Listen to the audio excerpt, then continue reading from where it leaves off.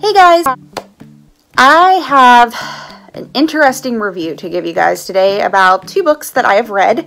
One is a classic, one is a sequel of a classic, and it's about to go down. I don't know how people are going to feel about this. I don't know if I'm crazy. I don't know if I just don't understand it, but we're going to do this, and hopefully people will see the problems, or maybe they won't. I don't know.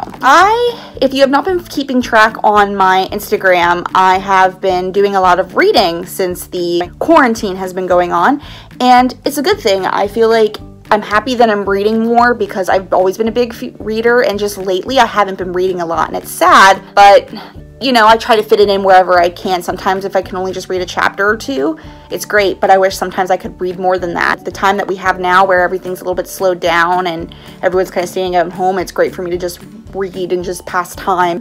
One of the books that I've read is a classic that a lot of people know the premise of. It's called The Phantom of the Opera by Gaston Leroux. Now, if you know me and are friends with me, you know this is one of my favorite musicals of all time.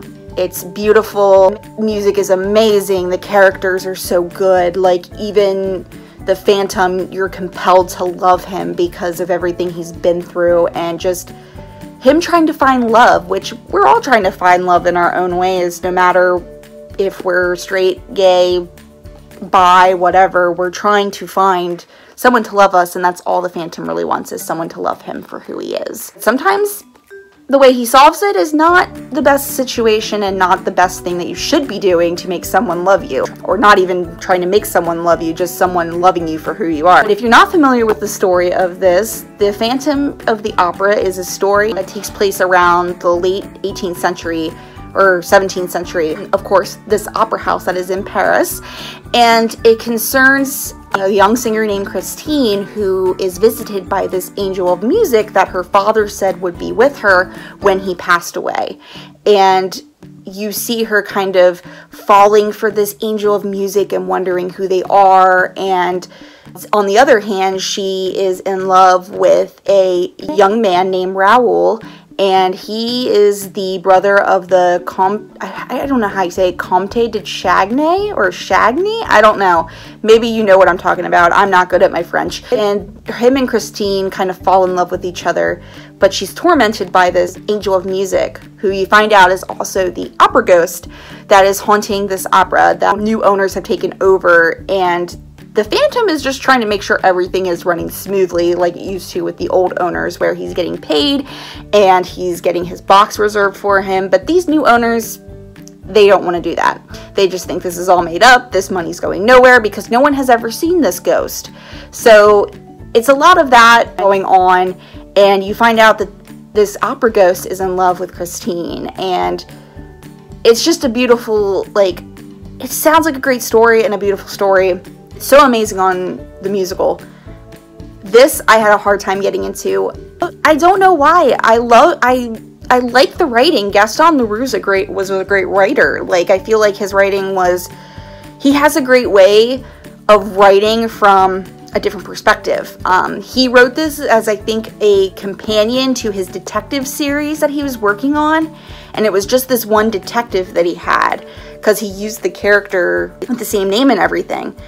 And it was really well written in that way, where I felt like, okay, I feel like this is someone describing this situation. It's not something that I have to figure out who's talking and who's not. So I liked it, but I just felt like the characters were not as likable as they are in the musical, and I think maybe that's something that Andrew Lloyd Webber fixed when he was making that. Christine just seemed very airheaded, she can't make a decision, she gets hot-headed about the stupidest things. It just wasn't something I liked, and I feel like Christine is the one person that is, like, likable in that whole musical that you follow because you fall in love with her voice.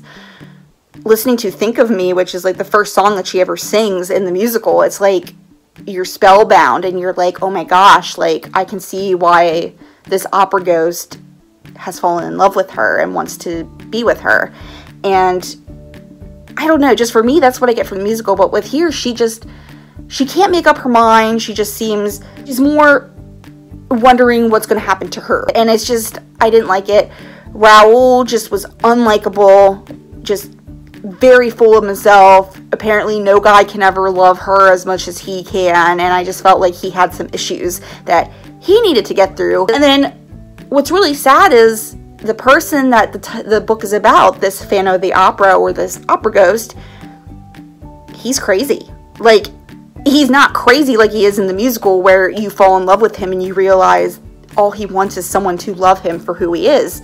He just does it, and he's been doing it for a while now, and he likes to manipulate people, and it was something that I felt like I wouldn't have liked him if this was the same story that was being projected onto the screen. I did give this book overall, I think, like a 2 or a 3, because it does have its good faults. Like, I liked how the story went. I liked that there was a lot of the same elements that I remember. The events are a little bit different than in the musical, but that's bound to happen. I was okay with that. I just ultimately think the only reason I didn't like this was the characters, and just, they weren't what I expected.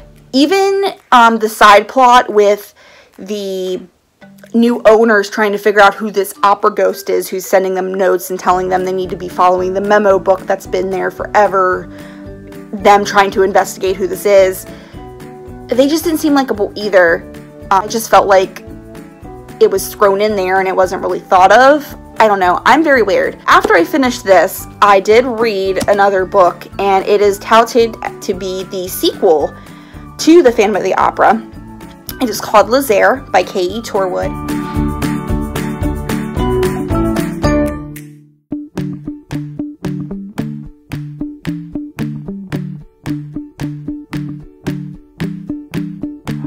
It is targeted, like I said, as Gaston Leroux's continuing investigation into the Phantom of the Opera.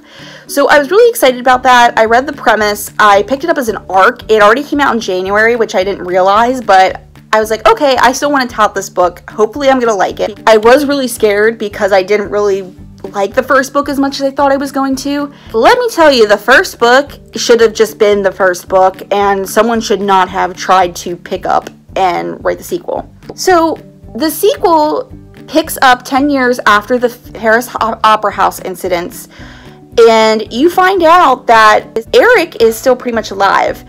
In the first book, he passes away in the epilogue, what everyone thinks is like old age pretty much, and everyone thinks, okay, he's dead.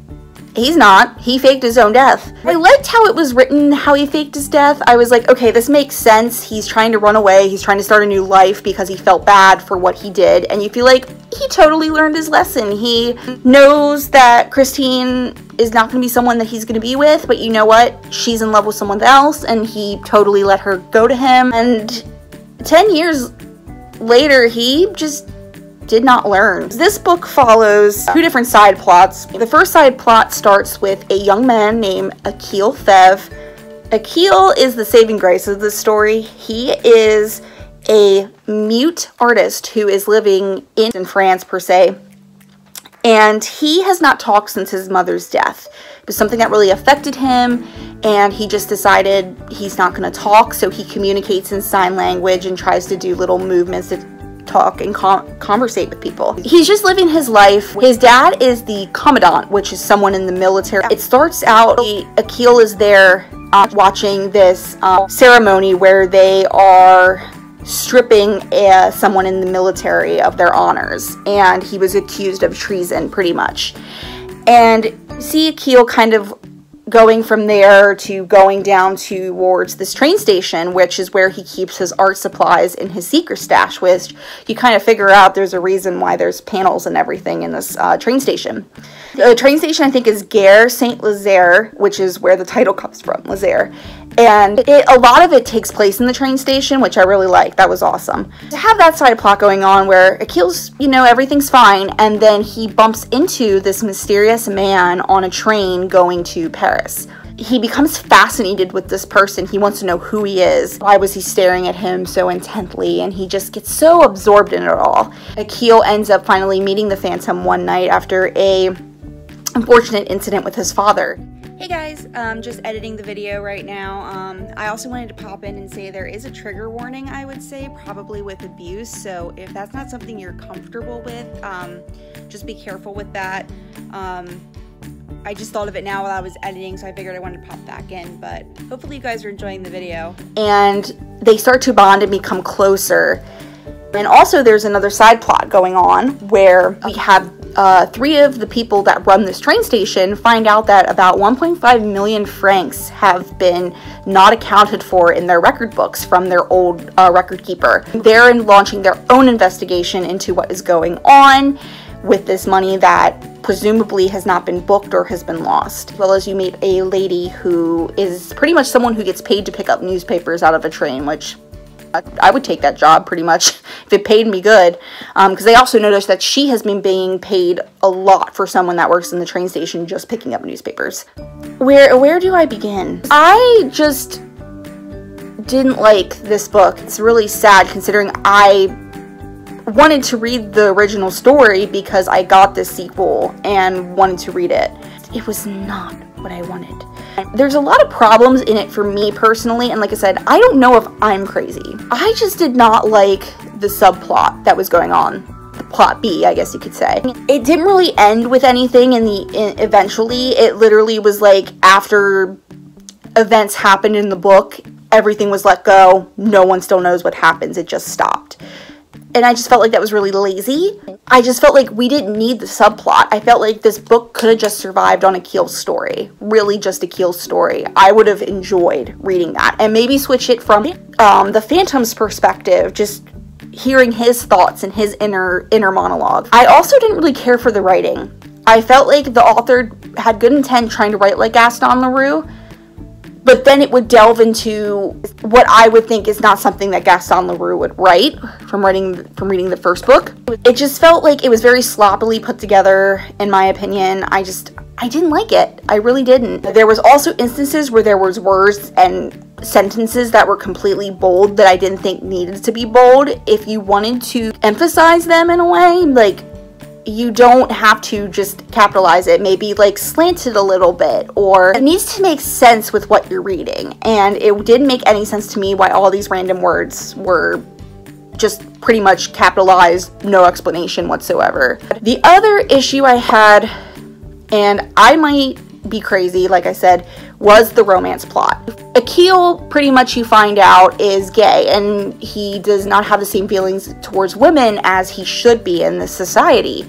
And that detail you don't get until the middle of the book. That's something that should have been put towards the beginning of the book, like maybe just like little hints or foreshadowing. The only foreshadowing I felt that hinted to it was that he was fascinated with the Phantom. But it's the Phantom. Come on. He's dressed fancy, he's wearing a mask.